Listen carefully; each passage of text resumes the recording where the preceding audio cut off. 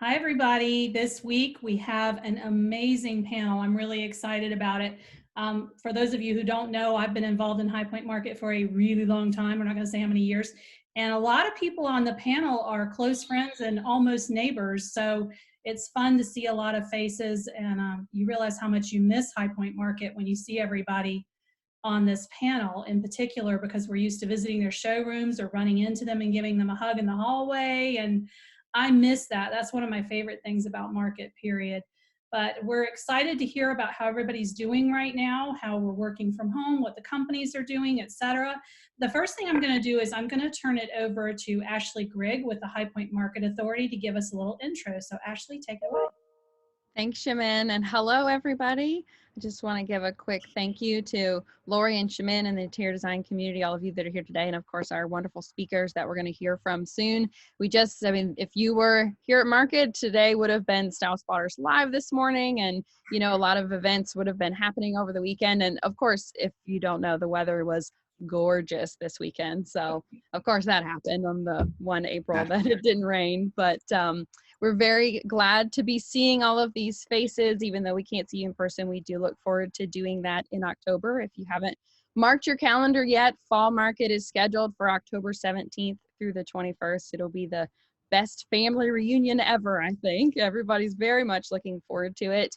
And if you haven't been posting on social lately, just quick shout out if you want to send some Market memories our way. We have been watching HPMKT memory and encouraging everybody to post so we can share those, so we can be reminded of all the good times we've had at High Point. Also, if you were missing Style Spotters Live like I was, that we were supposed to be having this weekend, then look for an announcement next week. We're actually going to be doing Style Spotters Live remote on May 14th at 2 o'clock. So look for more details on that, but Style Spotters will not be silent for much longer. That's all I've got. Thank you all for being here today. That's super exciting. We have so many cool things that I've seen people do. Neil hopefully will talk about this, but Universal I've seen has done some panels, and Hooker is about to do something for a virtual market. So it's fun to see the companies kind of coming up with their own ideas of how to create that market feeling when we're all sitting in our own homes and we're not able to be together. So we'll be talking about more about that today. So let me introduce the panel just to make sure that we cover everyone. And what we'll be doing is asking questions and then letting each member of the panel answer them. And at the end, we'll take questions from all of you.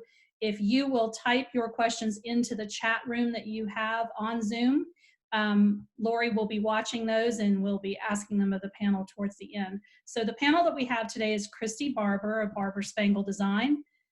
She'll wave so you know who she is. Dawn Brinson of the Media Matters. Jane Dagmi at Designers Today. Ashley, of course, can answer questions if she feels like jumping into. Neil MacKenzie at Universal Furniture. And Comer Ware from Century and Rockhouse Farm family of brands. So I'm going to start from the bottom up of the list I have. So Comer, you're going to get the first question. And well, the first one I want to throw out to the panel is, where is your business currently? In other words, how is your business currently doing? So it's a day by day. Certainly, I think probably everybody can agree with that, both personally and professionally. Fortunately, we were able to open our factory back up last Monday. We spent 3 weeks closed, I believe it was 3 weeks, and brought back a small crew into the plants and started producing.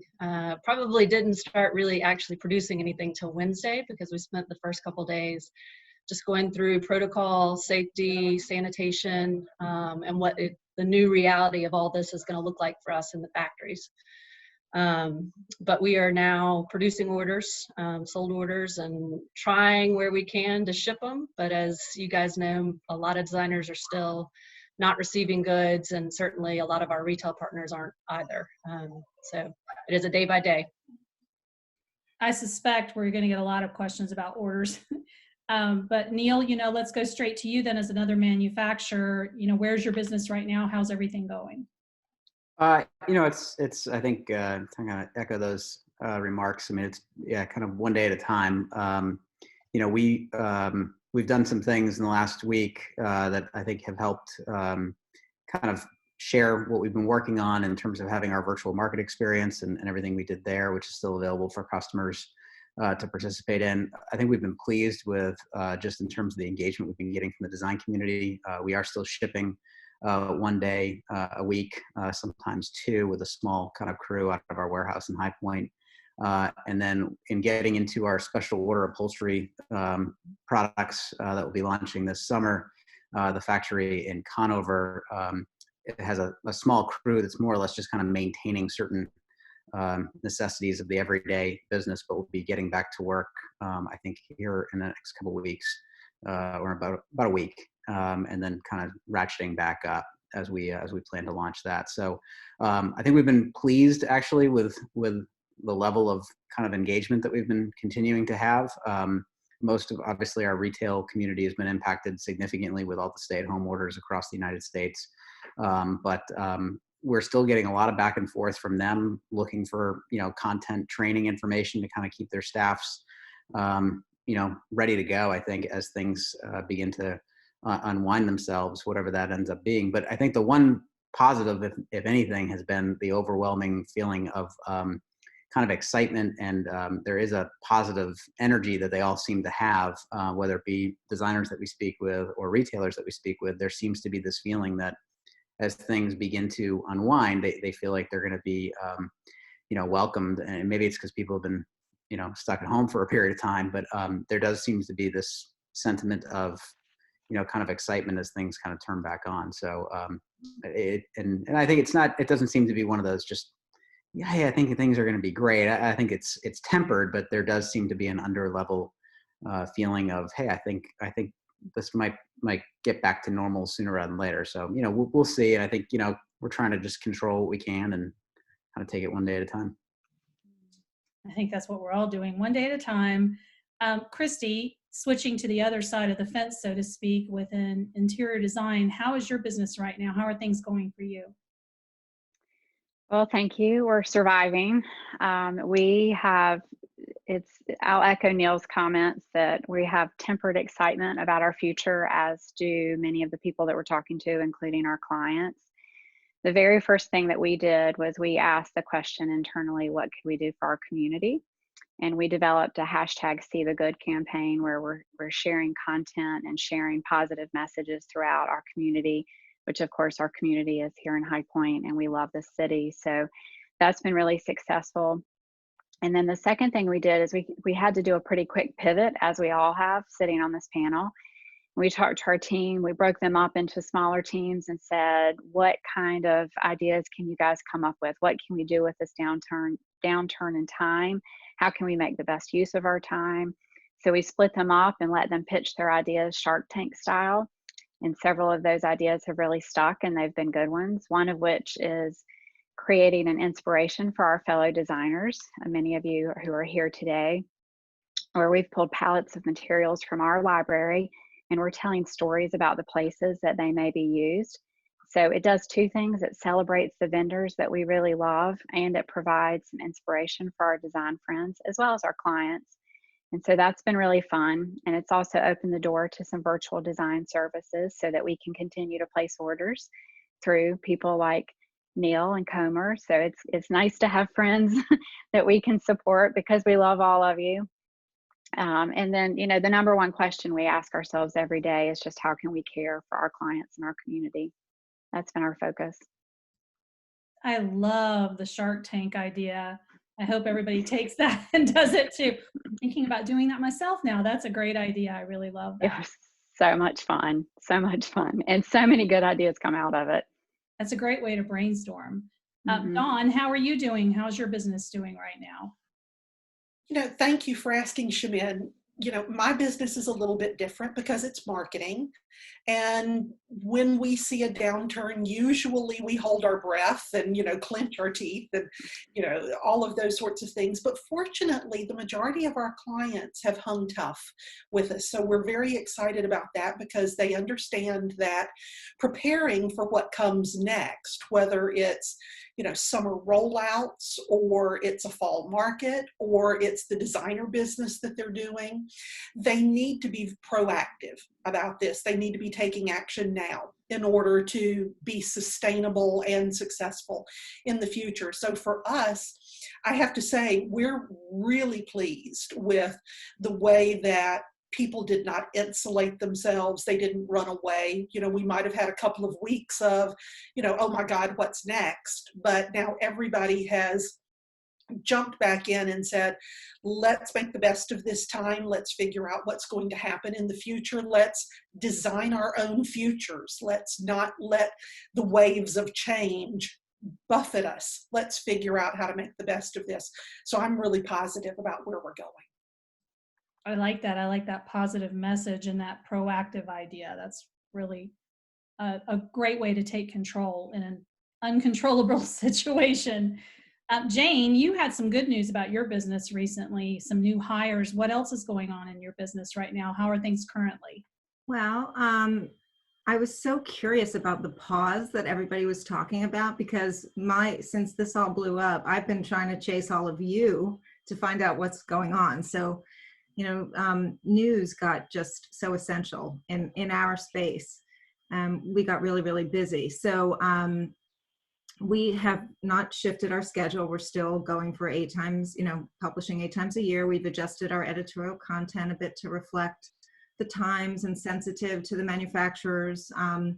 We did, in our April issue, we did a market preview of the things you would have seen at market, and those beautiful furnishings will still be moving forward.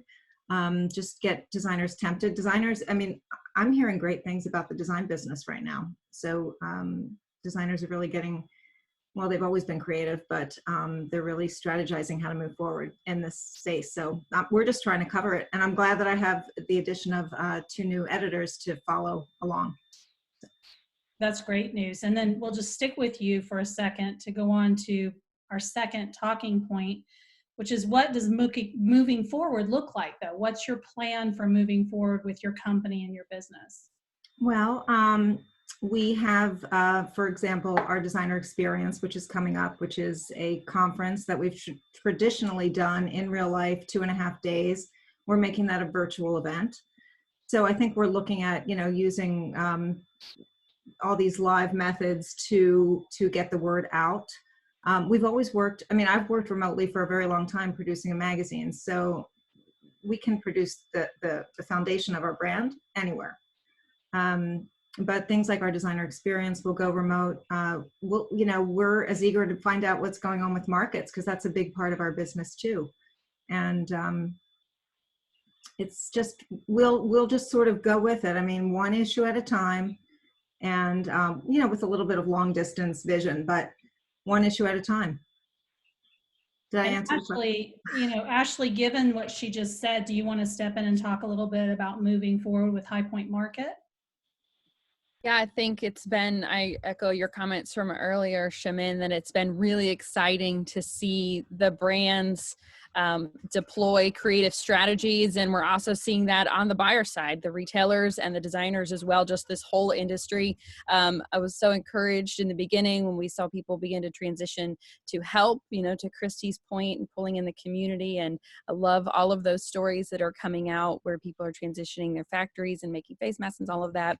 But then also, you know, the business goes on and the show must go on. And so getting the word out, help product and all of that. So we've been working very much behind the scenes, talking to people in the industry, seeing how we can help. We have a lot of content coming up that's going to still be sharing that product news. And so gathering it from industry partners, gathering it from those brands so that we can be pushing it out as well. And just really continuing to be the platform that we are, which is where, you know, the industry comes together for those relationships. And so you'll see a lot more from that. Of course, as we look ahead to fall market, we are sort of looking at what that can be, in knowing that there's not likelihood of a vaccine by the fall time, but hopefully more ease with traveling. And so how will that look?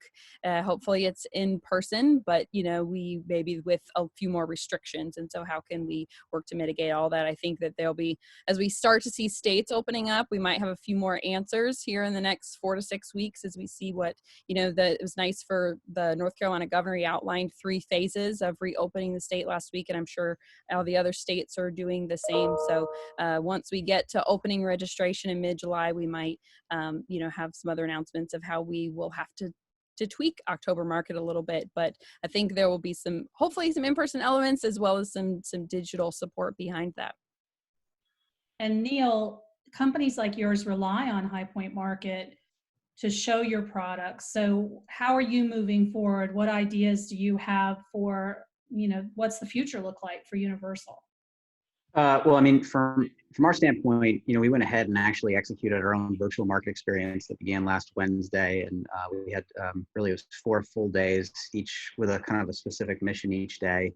But we were in a good position from a content standpoint with our major introduction with Coastal Living Magazine, and then shared some things with Modern. Had a day of education last Friday, and then followed it up with special order upholstery yesterday, and then a few other CEUs. So you know, we took advantage of things that we frankly do all the time. Usually they're driven or put out there to get people to, you know, drive them into our physical showroom.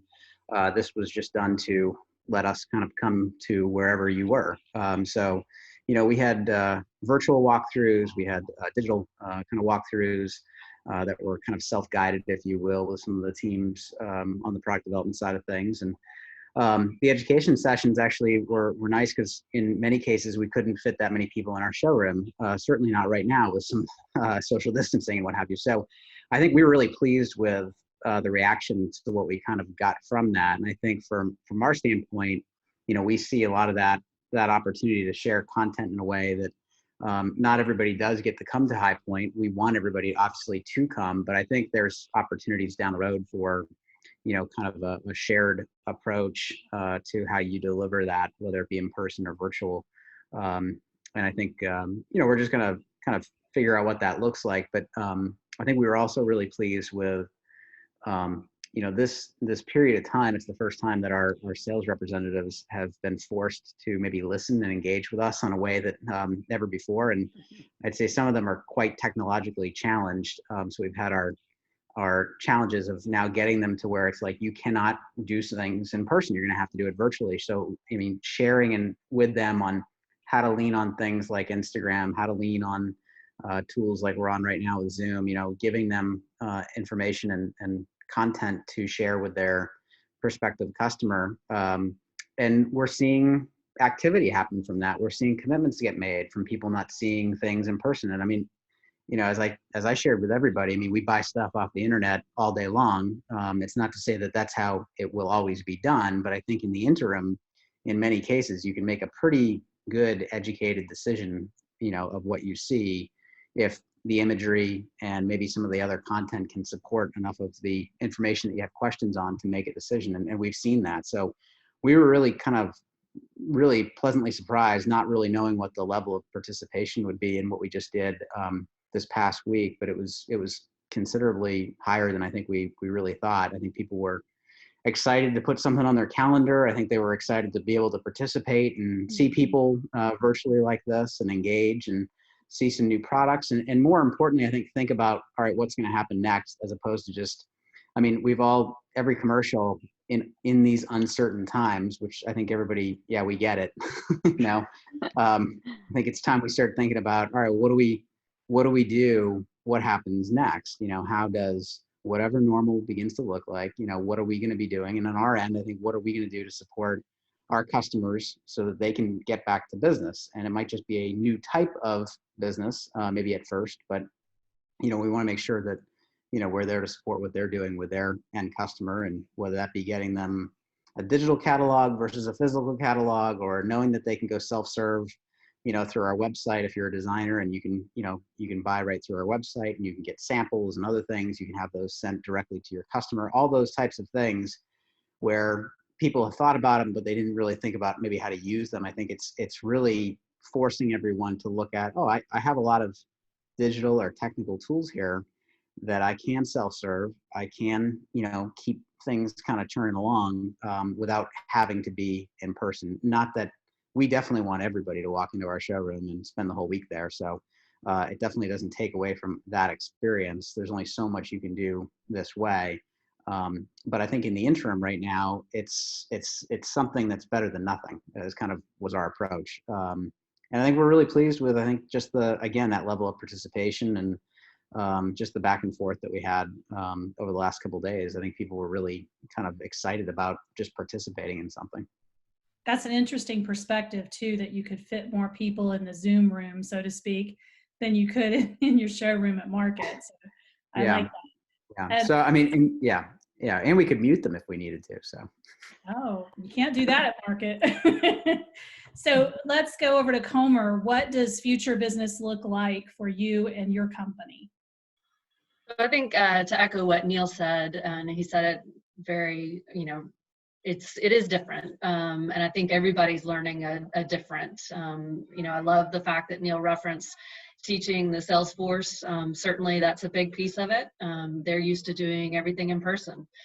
And having been a rep, I get that. You go into an account, you see them, you visit with them. It's so much about the relationship and connection. I think that's why we all love High Point Market so much, is because new product is one thing, but the face-to-face connections with the designers and the stores and just being able to share a drink together, that those relationships mean so much. And it's certainly in time like this that I realize that more than ever, is how much those relationships mean.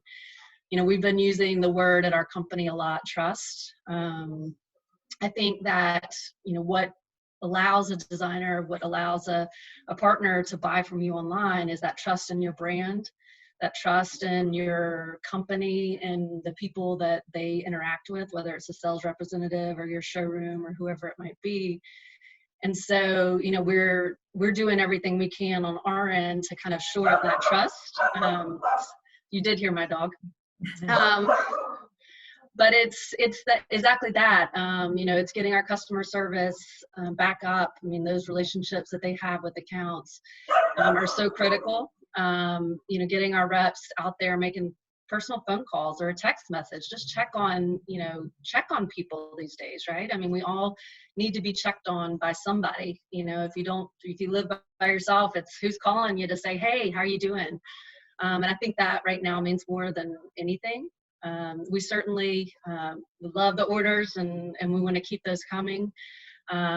But we're also trying to do the right thing for our interior designers, because we know a lot of them aren't able to receive orders right now. And the last thing they need is for us to ship something to them when they can't receive it, or even worse, they can't deliver it to their client. Because as soon as we ship it, of course, we're going to want to invoice. And so just trying to be cognizant of the financial implications as well, and where those land for our partners. We're trying to make the best decisions there. And with new product, I mean, we're in this industry, I think we're all product junkies. We love our new, and we certainly had a slate of it lined up, ready to show at High Point, and we will, in the next week or so, start unveiling our new product intros. Unfortunately for us, a lot of those were in domestic production, and so when we closed down our factories, the product development closed down as well. But as soon as those get ready, we're looking forward to taking those back out to our customers. But I think, again, I think Neil said it best, that, this is a different way of doing business, and we're all figuring it out every day, what that looks like. And, we just, at Century and Rockhouse Farm Family of Brands, we're just coming back to trust as a core element of that, and, really leaning into our partners and hopefully them into us as a way of moving forward. And Christi, you have an interesting conundrum too with doing business, because obviously that face-to-face and in-person is so important. So what does the future look like for your business right now? Thank you, Cheminne. I would say, in Nito Cobain's words, we are using faithful courage to move forward.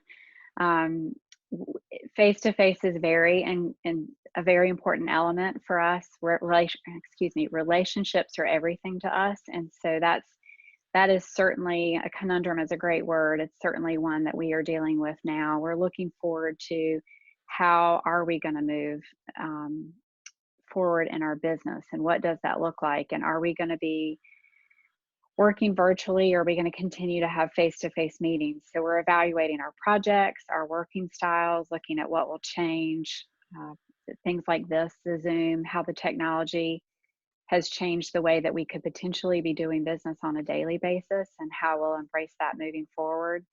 We were actually looking to move right at, towards the end of the summer, and now we're evaluating that. You know, do we need the space that we were planning to move for, or do we reevaluate our business model and maybe make some changes to that? So we're being vigilant about our survival for the next several months, with a strong faith and optimism about what's ahead. But we're also taking it day by day. As everybody else here has said, you know, everything is changing, and we have been able to make several design presentations and sign several new clients on during this crisis, which has been great and optimistic. And you know, going back to Neil's comment about everyone has this tempered excitement of when we do kind of get back to business, whatever back to business looks like, what is that going to mean? But there does seem to be this kind of groundswell enthusiasm, tempered of course, but that there are going to be some good things ahead for all of us. Everybody's going to be ready to get back at whatever this new normal is. And the good things ahead part leads into the last question I've got for the panel, which is, what's your silver lining? And I have to say my silver lining was a little bit of a shock, although it really shouldn't be, which is that I realized how overscheduled I was. And all of a sudden I don't have anything on my schedule, and I'm talking about extracurricular activities as much as anything else. And the silver lining for me has kind of been able to take a breath and just sort of go, whoa, what was I thinking? I was trying to do way too many things in the day. And that's really been a silver lining for me, to kind of back away from it and rethink my priorities. So Christi, what's been the silver lining in all this for you? Cheminne, I would actually echo exactly what you said. I sent an email out mid-March when all this, you know, when the reality of what we were facing came to be. And I sent it out to friends, family, to our clients, to our business associates, and said, I am approaching this with the idea or the essence of a silver lining for a grateful heart. I had a wonderful grandmother who taught me the meaning and the power of gratitude. And so part of my message to them was I was just grateful for times that allow for meaningful conversations and not rushed text messages. Grateful for the opportunity to slow down, like you mentioned, to take a breath, for a community that's rallying around small business that's so important these days, and it's giving us the opportunity to focus more on them. Grateful for time for family and home cooked meals, because I was rushing around so much that I didn't get to spend nearly the time that I had hoped to do that. Grateful for a slower pace of life. I think we're all experiencing that, whether it's comfortable or uncomfortable or somewhere in between. And time to strengthen and build relationships. You know, it's very important. Relationships are everything to me, and taking the time to be able to sit down and write and send cards or pick up the phone and have meaningful conversations that you don't normally get to have in this rushed, crazy world we've been living in for the last 10 years. So it's been great. I'm eager to see how this experience is going to make us better. I agree with that. And I think relationships are so key. It's really what I miss about market more than just about anything, I think. And Dawn, I'm going to move to you with the silver lining question, since I think you and I have been friends longest on this panel. We've known each other a really long time. So, you know, what's your silver lining out of the experience that we're all going through? Well, I think there are three of them, Cheminne, and one is like what you and Christi have said, time. But for me, it's not just time. It's time to be able to think deeply, to really get down into what's important now. And that's both for my clients. I now have the time to really think about them and what they need and what they want and where we can go and how we can be different for them and how we can use innovation for them and for our business. And then the second one is certainly, you know, the idea of the relationships that you were talking about. I think that one of the things that we have seen that has been so incredibly heartening is that our clients and our friends and our colleagues do want to stay connected. They almost want to overshare now. And so where we might have talked to a client once a week or twice a week, we're talking to them 4 or 5 times a week. They want to share everything that they're doing. They want expert advice. They want to bounce ideas, and then they just want to call and say, hi, I'm just checking in and making sure everything's okay on your end too. And so for me, that has been really quite phenomenal. And then the third silver lining, and I guess this is good for me and not so good for, you know, one of the companies that I deal with on a regular basis, is I don't know about you guys, but I no longer have hardly any dry cleaning bills.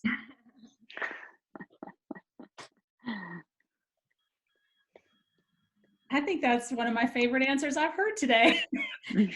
And Yeah. you're absolutely right. And I'm not spending a ton of money on market shoes, which I have to do every single time market comes around. No, I did all a virtual market in shorts. It was fantastic. Sounds stand up. Well, let's move over then to Comer. Comer, what is your silver lining in this entire thing, besides your dog that I can hear? Yeah. Well, and the kids are back there too.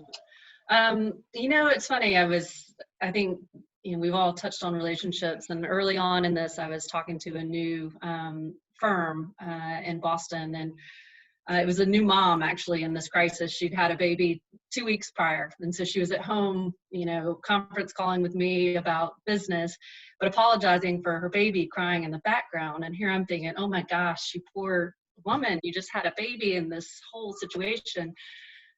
And the thing that struck me out of the whole conversation was, I love how personal this has all become. You know, we've all juggled lots of different things in our work-life balance, and, you know, and that it's stressful. And the thing that I love the most is that, you know, it's brought the personal right to the forefront. I can see your living room. I can see your living room. I know, you know, the back of your house. And I love that. I think that just makes the relationships that much deeper. You know, I'm not apologizing for the fact that I am a working mom and my kid may run in here in 2 seconds and bomb this Zoom call. And I think that to me has been a really a blessing. And then I think the other thing is that it's taught me personally, you know, I should say it's renewed my sense of, you know, I'm not afraid. I'm not afraid to try something new. I'm not afraid to teach myself, I don't know, a new software system because I have to, I'm forced to. It's just that I can do it. And if I can't, I'm going to figure it out. I've got the time to figure it out. And I think that sort of fortitude, I think I've seen it in all of our people, the people that we've got back working. I mean, they're all rolling up their sleeves and committed again in a new way, maybe in a way with more heart.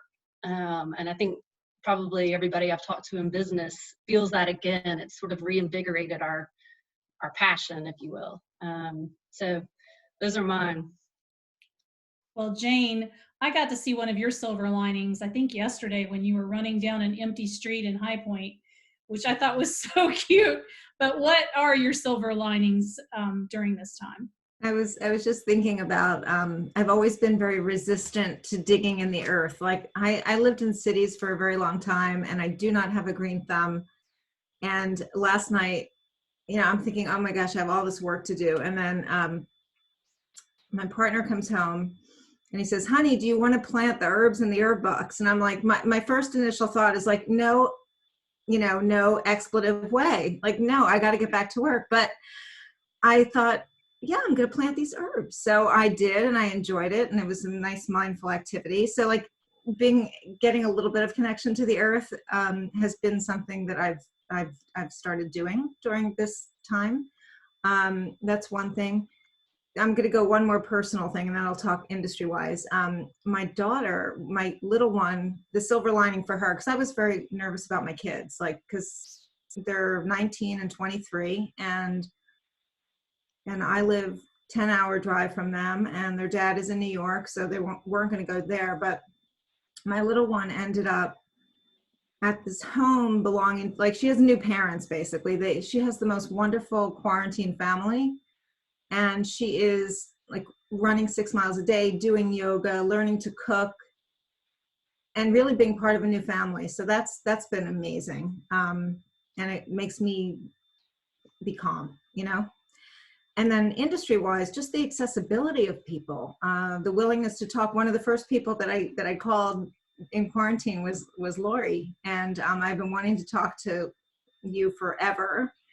And finally, we had an amazing hour talk. And and it's like asking people, are you available, to participate in the designer experience or to do a podcast? Everybody's got time. So it's easy to make dates, and people's hearts, I just feel, are open more. And there's this willingness to collaborate and kind of, just test the waters together. I've been walking with Christi Barbour. We've started walking once a week. I mean, like things that just we didn't do before. So those are some. Great. I like that. Yeah. For those of you out there who don't know, most of us live really close to each other. And we're in a little triangle of each other. Neil, what's the silver lining been for you in all of this? I think it's kind of a shift in maybe just one's, especially just the way the industry might think is looking at an industry that frankly is, I think, really outdated in terms of how it uses technology and leans on technology, that it's being forced to now look at how technology can help, move things going forward. I think that's really encouraging that people are, whether they like it or not, are being forced to deal with that. And I know that, both internally as well as our sales reps, different companies, I think I think it's forcing people to rethink about how technology can be a benefit as opposed to the scary internet. And, oh my God, I think there's really an opportunity across the board at looking at kind of the digital ecosystem that each company has, that each individual or brand has, designers, retailers, and hey, we really need to think about how we can engage at a time when you can't physically be in front of somebody, and how do we do that?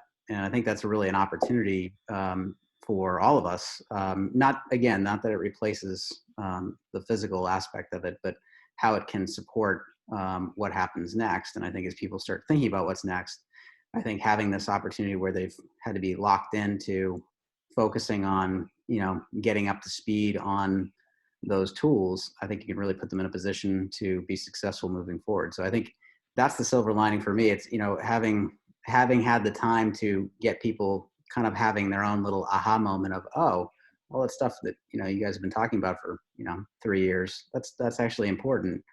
And, we're like, yeah, it is. So I think it's having that chance just to really, hopefully as an industry, kind of move to, maybe 2015. So. That's good, 2015. Well, speaking of technology, to a certain extent, social media, before I turn it over to Ashley, because I'm interested in hearing your silver lining too, we always ask the panel if they want to put their company's Instagram handle in the chat, then people can start following your companies too. So please do that while we're talking. And Ashley, what's your silver lining in all this? I know I told you I wouldn't call on you for every question, but I want to hear your silver lining too.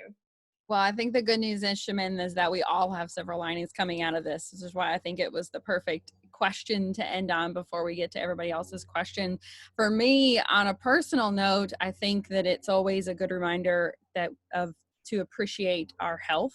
And I think that this, as someone who I actually traveled to Vegas in January and then San Francisco the end of February. And so I feel like I dodged some bullets there because this is so contagious. But anytime you can focus on family and be appreciative for your health, I think that's always a good reminder. From the industry, I think the beautiful thing is what everybody else has been saying. This allows us to really embrace what this industry does so well. And I knew this as soon as I entered the industry, that this was a community. And I see that every April and every October when we get together, there's that sense of community and people just embrace each other. And this has really strengthened that. And to see the resiliency of the industry and to allow us to become even more flexible, even though, as Neil said, even though some are being forced into it, I think that it just means that we're going to come out stronger. We will, move past this, and it'll be better on the other side. And I was actually listening to Jane and Thomas's Facebook Live yesterday with 4 designers who were supposed to be launching product at Spring Market. And Stacey Garcia had a great quote. She said, it's not a matter of if we're coming out of this or if the business is going to start up again, it's just a matter of when. And we all know that. So at least we know there's going to be an end, and then we can all move forward. And I'm thankful for that. Well, thank you, everyone. And we're going to turn it over to Laurie for questions. But Laurie, before we do, what's your silver lining? I was muted, sorry. For me, it's, just watching how many designers are actually out there trying to do different things. For so long, we've been teaching designers a lot about how to do everything online, how to help their websites and how to, do SEO for their websites or learn how to use social media. And, you just see them sort of fearlessly trying new things, and it's kind of exciting. And I'll agree with everybody else. It's like the separate stuff where people are just allowing themselves to be a little bit vulnerable and share that personal side too, which, that's the stuff that we all love. That connects us to each other as human beings. And I think you do come out stronger. The other thing that I've witnessed just as just watching the community is, this is allowing for big structural changes to happen. You have to think about the world may be different than what we left. People are thinking about going back, but a lot of people are thinking about moving forward and changing what didn't work before. And that's, for every company. I've seen designers who are changing their whole ordering systems or their account management systems. I mean, this is the time that they have time to really think about those big structural changes that they haven't been able to really, dig into before. And I think that's exciting because with that innovation, it just makes everyone be able to work easier together. They're learning new things that will actually help their businesses become stronger, ultimately. Agreed. And do we have any questions from the group out there? It's not really full of questions this time, but I did have some thoughts that I really thought would be very interesting for our designers. And I really just kind of wanted to say, and particularly to Neil and Comer, how are you handling safety within the manufacturing process? Because I think that designers should know that and should also understand that component, because it's easy for them to get to be thinking about what they're going to get for delivery. But I also want to highlight what you're doing in your own manufacturing process to take care of your own employees and to help your own communities. Yeah. I don't know, Neil, if you want to start or if you want me to. You can go ahead. Yeah, it's that's a real important question, and certainly was one of the biggest factors in determining when we could reopen. Was just, do we feel confident that we can keep our associates, safe? And we spent probably 2 weeks on the manufacturing side with our management teams, taping off floor distances, mapping out new stations so that they were 6 feet apart. You think about a sewing room with sewing machines, side by side. So it was a huge Herculean effort by our entire management team. But then not only that, early on, you couldn't get any of the safety supplies. So we couldn't get hand sanitizer. We couldn't get wipes. We're starting to see those open up again. We spent those weeks, actually, my brother, and there's some great footage on our social media channels, making masks for our associates and their families, so that when they first came to work, that they would have masks waiting for them. And then, every day we learn something new. We're consciously, hats off. Human resources has always been a kind of a thankless department, but there is no time. I mean, I cannot say enough wonderful things about our human resources team and our safety divisions throughout our companies.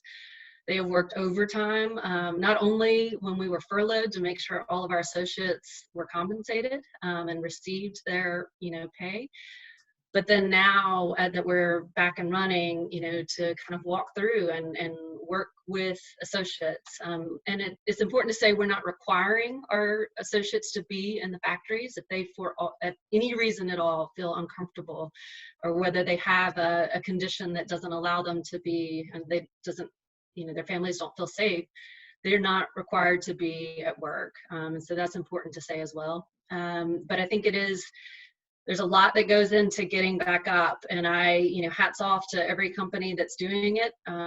It's a ton of work, and it's not necessarily something that all of our customers see, and it happens every day that we come in. And so I think that's a great question. I think that's, it was wonderful to hear that that's what you're doing too, and I think one of the reasons I asked the question too is because I really want designers out there. Sometimes we get in our own bubble and we don't think about the flip side of the coin and how the human side of that, and how you're handling the business and the care that you're putting in for the safety of your own employees. And it's just be patient as we get back up and running, be patient and understanding. We know designers so often are caught in the middle. They're hearing from their client, and they're the middleman. And it's easy to, think of the manufacturer as an adversary in some ways. But we're all, and I think that a lot of designers have, understand that, but to really, really listen and to hear what is going on from the human perspective is so important. Neil, you too. Yeah, I think, first and foremost, I think, we've been trying to, when in North Carolina, when the stay-at-home order was issued, we already had a large group of people working from home if one was able to do so. In some cases, there's certain positions that, are unable to do that.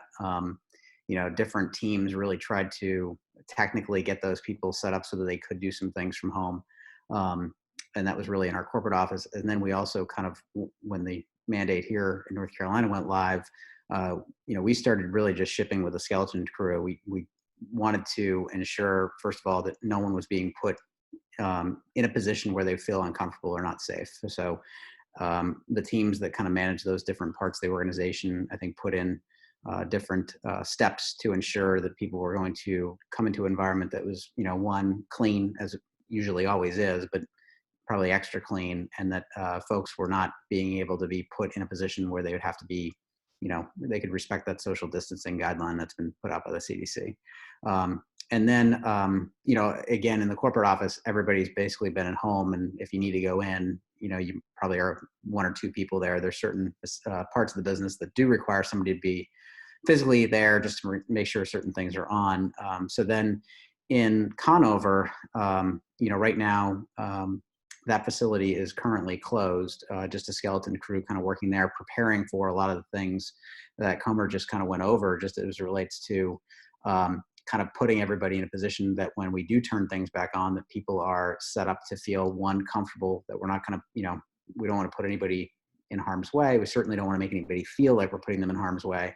And that does require, we've already relayed things out based on our acquisition of the facility back in the fall. So there's kind of an extra step now of, all right, taking this into consideration and just ensuring that, everybody has, their own sets of tools. They're not sharing certain things. I think, I think we're also waiting for certain guidelines that, what is going to be required and what is going to be, maybe an opt-in, but I think trying to edge on the side of caution. And then obviously, I think just as we do start to turn things back on there, that everybody, again, I think just feels like they can walk in and feel like they're not being pushed in. I think we're also looking at, does that mean having to look at different scheduling for how many people are in one spot at one time? I mean, certain things do require a certain amount of people to get it done. So that might mean that certain lead times have an extra little bit of time kicked in. And we're seeing that too. I think we've talked a little bit about supply chain, but, a lot of the delivery teams that everybody relies on here, certain supply chains, those folks too are doing some things for critical aspects of supporting the nation during this period of time. So, they're not delivering furniture. Certain things got kind of shut down. So there's only so much that, we can all get done at one time. So I think everybody has a lot of questions, I think, as to, all right, what's the guidelines? I think we probably have questions just in general. What are they going to be the guidelines? And they change rapidly. So I think, I think first and foremost, I think everybody needs to be treated in such that you don't want to have anybody be put in a situation that they just don't feel comfortable.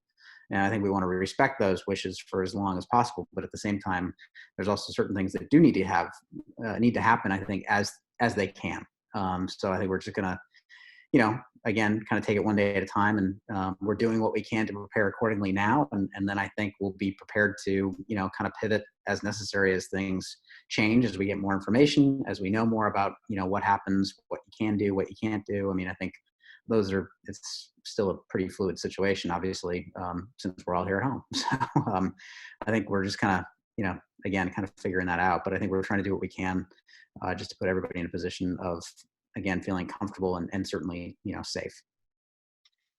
Can I just chime in, Laurie? You Yes. mentioned one thing there, and that I think is really important that you pointed out was the patience, that word. I think that's critical, but I think the other one is over communication. The relationship between manufacturer and design community, the more information we have as a manufacturer, the better we can come out of this. So if we know, for example, that a firm can't receive goods right now, well, that's so helpful for us in terms of prioritizing the production that comes through our facilities. Or if we know that, the COM is not going to come from one of your, fabric partners for several weeks, well, then we move that order so we can adjust our production with the information that we're given. And so we just ask really of everyone, just over communicate with us. Don't try to, second guess, or if I don't tell them that, the COM's not coming, they'll put my order first. The more information we have, the better we come out of this. I think you're right. I think that's huge. So that's another thing that people have to, consider. If you're home designers, you have to think about, that communication can help things move more smoothly, so that when you do need your order, everyone's on the same page. So especially because you will be, moving those spaces is going to naturally, you're going to have less manufacturing being processed at the same time. So just being aware of that. And last, I think that one thing that I really wanted to say was to Ashley, because, I know that everyone at home is thinking like, going to High Point is their way to connect. And it's so hard that they aren't together. And we can do a Zoom call, and Zoom calls are so great, but at the end of the day, we love to have those interpersonal connections. And I just kind of thought maybe you would want to say something about that too.